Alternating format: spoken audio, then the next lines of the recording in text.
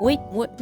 Hold on. Food does not have to be super expensive. Let me show you a meal of my people. You know, I know, we all know that. I've said it time and time again, Slovenians are the master of poor man's meals. For under 15 bucks, I ate this for like a week, and you can get it free on my blog or join my Patreon, where for $5 a month you can get print and e-version recipe cards for your collections. But now...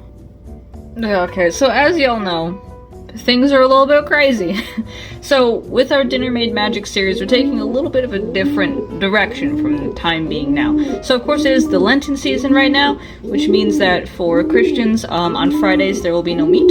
So, all of these dishes are going to be, at the very least, vegetarian. Some of them may be fully vegan, but, you know, if you have things like eggs and stuff, that would bump it back to vegetarian.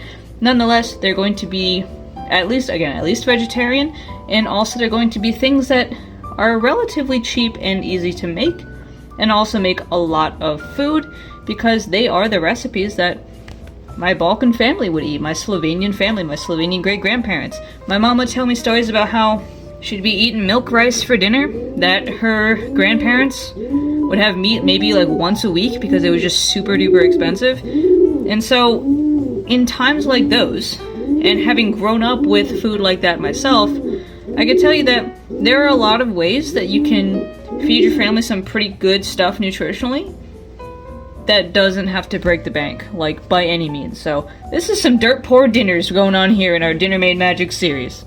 And now this potato soup, I think, I listened to my mom tell me two very similar recipes at the same time and just combined them in my head. I was thinking of her vegetable soup and her potato soup at the same time, and guess what?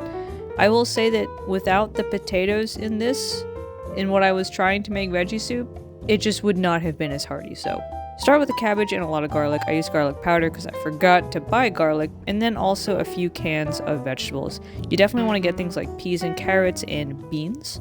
Especially if you have no meat, beans are going to be a pretty decent source of protein. Any kind of legume, like a bean, a pea, peanut, anything like that will be really good for that. And you can throw in any old vegetables you have in your freezer too, honestly, fuck it, why not? But then get your Balkan potato peeling game on. You're gonna need like a good 5 really nice sized potatoes, and once all that's in there, go ahead, stir it up, and after that, then you can add your tomato as well as enough water to cover everything. It looks like an obscene amount of potato, I know, but because there's no meat in it, that's going to bulk it up and make it really hearty. And now it is Lent, so I can't have meat, but while this is chicken flavor, it is only using chicken fat, not any chicken meat, so fuck it, it counts. If you are going full vegan though, you might just use like vegetable bouillon or just something like vegeta instead. But this, a little bit of vegeta, all the other things like marjoram and some bay leaves. I'm using oregano just because I don't have marjoram. There's not a lot by any means by way of like spices and seasonings, but it goes a long way. And this is crazy, but you can also put like pasta in your potato soup. And also there's a decent amount of protein in pasta itself, so my carb girlies, you're gonna love this one. That extra bulk makes a big difference, especially with how long this lasts and how filling it is. And so with those onions now, I've actually had those cooking on low and all that butter this entire time to get them really brown, really soft, like almost caramelized. But here's where it gets real, because now you're going to want to add your flour, or if you're gluten-free, like cornstarch or something like that. And then you're going to add little by little some of the soup in here, kind of like if you were making risotto. This is going to make it so that it doesn't clump together.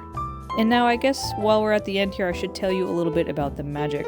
Obviously, stuff like potato, cabbage, carrot, pea, these are cheap but also very, very, very hearty, and onions too are good for attracting wealth. So when you have all these energies in here, like potatoes great for healing, great for resilience, the carrot for vitality and power, peas for luck and love, cabbage for luck and love, all of these things, these hearty, tough vegetables, they help you get a little bit hardier and tougher too. And they're all signs of wealth back in the old days, right? All those good bumper crops that mean you're going to survive a long, hard winter. And I took so much for dinner, and yet, you'll see, look at this, there's still so much left. So this is definitely the meal to call on for abundance. By all means, go ahead and make this into one hell of a money spell.